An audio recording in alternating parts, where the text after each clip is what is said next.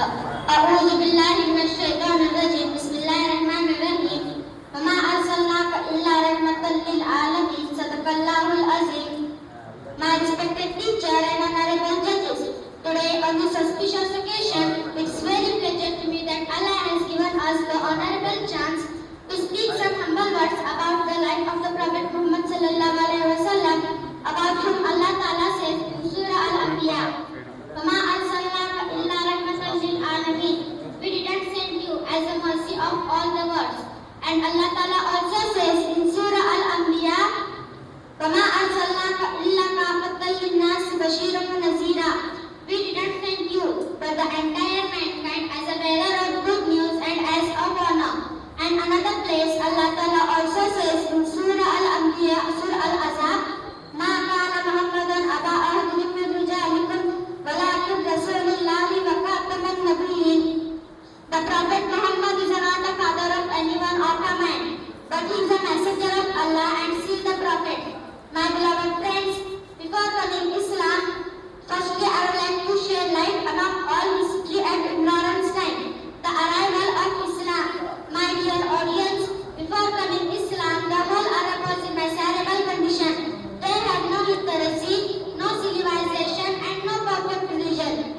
They would engage in bloody and tribal wars. Women had no status in the society. In same tribe, if any baby girl had been born, they had been bred alive due to shame. Most of them were idolater and they would worship monogamous idols. And each tribe had its own idols. They had converted the Kaaba into the great idol's house. According to Hadith, they believed in baptism of Ibrahim Islamic worship of stars, idols and demons.